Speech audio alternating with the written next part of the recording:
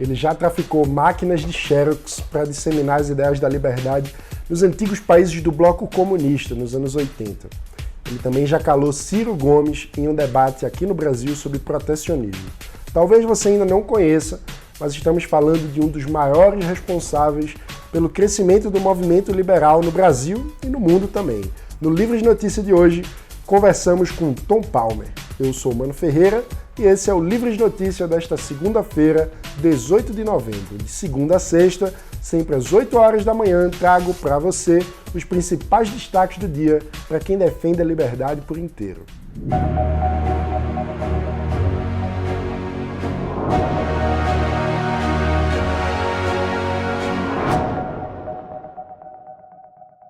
Tom Palmer é uma das principais vozes do liberalismo em atividade hoje no mundo. Vice-presidente da Atlas Network, membro sênior do Cato Institute, Tom Palmer é uma das principais vozes do liberalismo no mundo inteiro. Ele trabalha pela disseminação dos valores e ideias de liberdade em todos os continentes e há várias décadas acompanha, coopera e impulsiona o movimento liberal aqui no Brasil. Ele esteve conosco recentemente aqui em São Paulo durante a LibertyCon, onde foi o principal palestrante da noite de abertura. Nós conversamos com ele durante o evento, vamos ver daqui a pouco. Mas antes, a gente vai acompanhar o depoimento do nosso diretor de políticas públicas, Magno Cal, que gravou a entrevista com ele e que há mais de 10 anos foi estagiário do Tom Palmer na Atlas Network. Bem, além de ser o autor desse livro aqui, Realizing Freedom, que é uma coleção de ensaios que ele escreveu ao longo da vida, Tom Palmer tem uma trajetória muito rica. Nos anos 70 e 80, ele ainda muito jovem, vivia fazendo viagens entre o lado ocidental e o lado oriental da Europa, traficando mimeógrafos, traficando máquinas de Xerox, traficando literatura do lado ocidental para os países comunistas, para que as pessoas pudessem ter mais contato com as ideias da liberdade. Mais recentemente, no meio da década passada, eu conheci Tom Palmer. A gente estava pensando em montar o projeto do que seria depois o Ordem Livre, eu, Diogo Costa e Pedro Sete Câmara. E o Tom Palmer foi um grande apoiador desse projeto. Na época, a gente estava ali no início dos nossos 20 anos e ele precisou apenas que a gente apresentasse um projeto, algumas poucas ideias, e ele fez pontes para que a gente pudesse traduzir livros, para que a gente pudesse traduzir artigos, que a gente pudesse traduzir vídeos, para a gente pudesse fazer podcasts, enfim. A gente acabou fazendo uma ampla gama de recursos, oferecendo uma ampla gama de recursos numa época em que ser liberal no Brasil era muito mais difícil do que ser hoje. Na época que a gente fazia eventos para 5, 6, 10 pessoas ao redor do Brasil. E o Tom Palmer foi um apoiador muito importante, sempre acreditou na gente e hoje é muito legal estar aqui num evento do SFL, uma organização que nasceu em um desses eventos que a gente fez há 10 anos, casa cheia, todos os ingressos vendidos, mais de 1.000 pessoas, quase todos jovens reunidos aqui. Então, para mim, pessoalmente, é uma alegria e um momento bem marcante poder reencontrá-lo aqui num estágio de desenvolvimento do movimento liberal muito diferente. Muito legal, né? Antes de ver a entrevista, a gente vai fazer uma breve viagem no tempo e voltar ao 21º Fórum da Liberdade, que foi feito em 2008 lá em Porto Alegre. Na ocasião, Tom Palmer participou de um painel com o atual ministro da Economia, Paulo Guedes, e com o eterno candidato à presidência e ex-governador do Ceará, Ciro Gomes. No evento, Ciro defendeu políticas protecionistas e argumentou que o livre comércio seria uma ideia movida por consumismo e que a proteção da indústria brasileira seria importante para preservar a cultura local. Depois desse argumento pitoresco, ele teve que ouvir a resposta de Tom Palmer, e é o que a gente vai ver agora também. Eu não fiquei surpreso em relação à justificação da política americana. Esse muro é algo criminoso. Ele tem que ser derrubado. Como você falou, as pessoas estão morrendo. E você ofereceu a justificativa ao Canadá e aos Estados Unidos? Bom, Eles podem ter uma fronteira frouxa, mas não lá com o México, não com o México. Isso é uma justificativa. Você deveria trabalhar para o Departamento da Segurança lá no governo americano. Mas é chocante ouvir alguém dar esse argumento. Por que as pessoas vão do México para os Estados Unidos? Francamente, porque o México tem políticas ruins. O Canadá, você pode ser rico no Canadá, ter um emprego, abrir uma empresa. Se você é um camponês no México, um agricultor pobre, é mais difícil. Por isso que vão para os Estados Unidos. Se eles tivessem mais livre comércio lá, os mexicanos ficariam lá. Mas, enquanto isso, vamos derrubar esse muro, porque ele é criminoso, na minha opinião. Mas há um outro muro que, aos poucos, está sendo construído. E é um muro que protege um clube de pessoas. O Sr. Gomes sugeriu que o consumo é parte da identidade. Eu acho que eu estou do lado de um homem muito rico, pelos padrões brasileiros. Por favor, vamos lá, por favor. Só para informar. Não, só um pouquinho. Só para Ele foi para Cambridge, foi para Londres, para Nova York, mas outras pessoas não devem fazer parte do clube. Outros brasileiros, eles querem consumir demais, os brasileiros querem consumir demais, mas nós, os especiais, a elite que faz as políticas, podemos ir para Cambridge, para Harvard, para Paris, para Londres, nós podemos ter esse tipo de vida. Mas não vamos corromper os brasileirinhos, os pequenininhos lá, não vamos corrompê-los com riqueza, deixando eles comprar produtos baratos da China, do Japão, da Europa. Não, não vamos fazer isso, não vamos corrompê-los, vamos deixar eles lá no lugarzinho deles, de forma que nós, a elite privilegiada, possamos desfrutar dos nossos privilégios. Dizer que isso é parte da identidade brasileira, bom, você deveria ter vergonha. Como você pode imaginar aí pelo vídeo, a situação ficou um pouco complicada para o Ciro, né? Mas, voltando ao presente, agora a gente vai ouvir a entrevista gravada durante a LibertyCon pelo nosso diretor de políticas públicas, Magno Cal, com o grande liberal Tom Palmer. Olá, amigos do Livres, eu sou o Magno Cal, sou o diretor de políticas públicas do Livres e hoje eu estou aqui com Tom Palmer. Tom é um globetrotter da liberdade, viaja todo mundo, já veio ao Brasil inúmeras vezes e tem vindo ao Brasil durante muitos anos. Então a gente vai conversar um pouquinho para vocês, é um privilégio para mim estar aqui com o Tom mais uma vez. Tom, thank you for speaking with us. You've been coming to Brazil for quite a while now. I think the first time I met you here was about 10 years ago, 12 years ago. More, yeah. 2007. What's your impression? You've been coming here, if you compare like 2007 and today, how has it changed on your eyes? The Liberty Movement is totally transformed. I remember that there had been peaks and troughs, this happens, but when Donald Stewart passed away and the Instituto Liberal began to fracture and crumble, he was such a powerful personality and such a good organizer.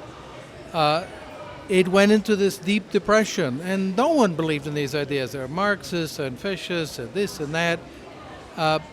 We put together a group with Diogo Costa and you and your colleagues and so on to strategize, and it had a big impact. And I'm so impressed with what Brazilians have done in a short period of time to move liberty from unheard of, crazy idea, no one would think of that, to being on the front burner. You deserve a lot of credit for that. There is a video of you debating Ciro Gomes, a famous politician in Brazil, at Fórum da Liberdade that became kind of viral. And unfortunately, on that front, nothing has changed. He still defends protectionism and all those ideas.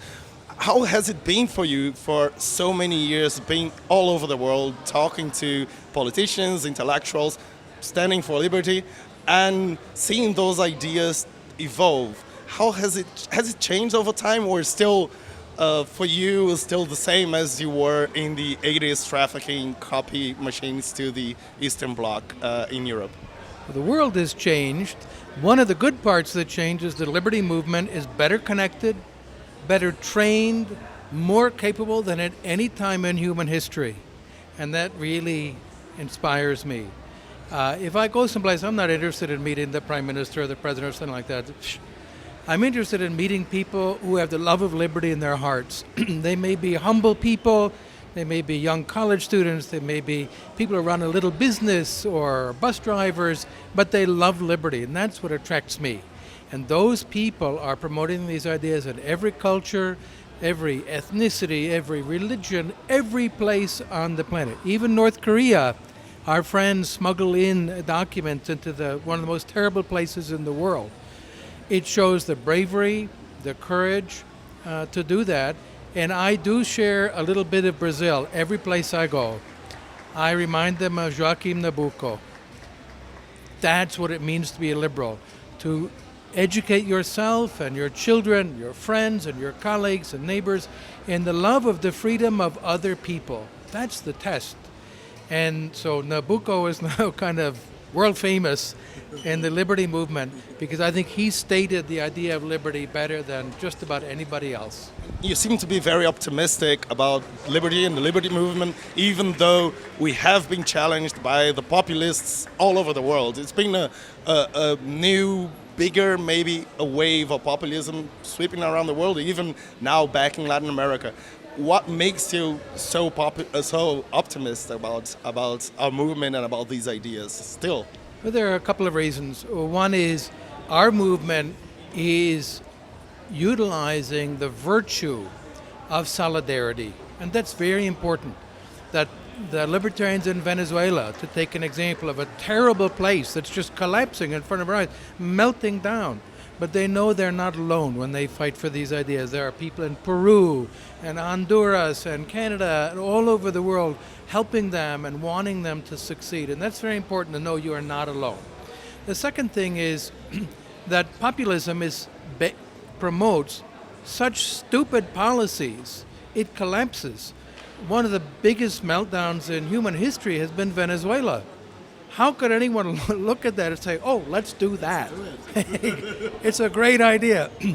And so I think that we are going to see these populist movements are going to burn out because they propose such dumb policies, short-termism, but everyone lives longer than the term that they anticipate. So I think populism is a big challenge. We do need to meet it. There's no question about that. But I don't think it has staying power in the way that the liberty idea does. Now, there are other big challenges on the scene. Several states that have been taken over by an ideology of illiberalism. What we've seen in Russia with the Kremlin, in China with Xi Jinping, so Putin and Xi Jinping, Erdogan in Turkey, they really hate our ideas. Openly Hungary, right? Orban said, time of liberalism is over, and we're trying an illiberal approach. Illiberal democracy. But the interesting part was he said, within the framework of the European Union, which I'll translate to mean at the expense of the taxpayers of Denmark and Germany and other countries. Without that, this can't survive. It just impoverishes a country so quickly. So he was very clear, an illiberal democracy within the framework of someone else paying for it. If that weren't there, this would just flash out pretty quickly. Among the big challenges, as I mentioned, the Kremlin is promoting every form of illiberalism. Far left, far right, racist, neo-Nazi, neo-communist, Marxist, everything. Because they see liberalism as the enemy. And any form of illiberalism they prefer. They want to destroy functioning societies of people who learn how to live together in peace. They hate that. That's a big challenge for us. And they're pumping a lot of money into fake news media and so on all over the world. And then Xi Jinping is pioneering a new kind of total control state that even George Orwell couldn't have imagined. Total surveillance, artificial intelligence, facial recognition, everything, and social credit to put a fine rein of micro incentives, positive and negative, to make the population subservient. We have to be inventive in coming up with ways to counter these new challenges. So it's not smooth sailing by any means, but I do think that people in the liberty movement are ready to meet those challenges. I'm very proud of them. Thank you. Thanks a lot for all you've done for us here, and thanks for talking to us today. Thank you. Guys, this personal hero of mine, Tom Palmer. A gente não podia começar melhor essa semana. Tom Palmer, muito obrigado por todo o seu trabalho em defesa da liberdade no Brasil e no mundo. Afinal de contas, se hoje o Livres existe e pode se consolidar como um movimento político que tem associados em todos os estados do Brasil, é porque ontem pessoas como Magno, como eu e como várias lideranças do Livres tivemos a oportunidade de ser impactados pelo trabalho e pela generosidade de Tom Palmer. Vamos ver agora um pouco do que é que o Livres vem fazendo na prática com os nossos associados e lideranças e da Bancada da Liberdade em todo o Brasil. Esse é o Giro Livres. Olha, deixa eu dividir para vocês um momento de profunda felicidade aqui na Câmara Municipal. Nos últimos 3 anos, cerca de 80% dos projetos de lei que foram apreciados aqui em plenário eram inconstitucionais. Ou seja, a gente perdia tempo porque eles não iriam para frente, mesmo se aprovados. E aí todo mundo me perguntava por que é que um projeto, mesmo com parecer negativo na Comissão de Legislação e Justiça, continuava a tramitar. Pois é, porque o regimento deixava isso acontecer. Agora, nós acabamos de, numa votação muito complicada aqui, mudar o regimento. Se o projeto de lei for inconstitucional, ele morre na CLJ. Isso vai economizar, gente, milhões e milhões de reais para a cidade e vai economizar tempo. Eu estou profundamente feliz porque foi uma articulação muito difícil, alguns vereadores trabalharam muito contra, mas a gente acabou de aprovar essa mudança com outras mudanças incríveis no regimento para economizar o seu dinheiro e o seu tempo. Porque se você conseguir preservar o visual, que é o nosso grande cartão postal, e ao mesmo tempo dar um uso, por que não? É possível sim, eu acredito que é possível e a gente está aqui para isso. As pessoas capazes que estão participando, os engenheiros, arquitetos, pessoas do segmento de turismo, são capazes de dar assim, uma solução. Agora a gente tem que quebrar essas travas, quebrar essas amarras, esses preconceitos, para que a gente bote a cabeça para funcionar e encontrar soluções que realmente tragam um atrativo e revitalizem essa área, porque é uma coisa fantástica que isso pode ser feito e a gente está desperdiçando esse potencial apenas por um decreto de 79 que já está aí há muito tempo. Esse foi o Livres Notícia desta segunda. Como você sabe, de segunda a sexta-feira, sempre às 8 da manhã, aqui em youtube.com/livres, você fica por dentro dos principais destaques do dia para quem defende a liberdade por inteiro. Para não perder nada, não se esqueça de se inscrever aqui no canal e de ativar o sininho para não perder as nossas notificações. Até amanhã!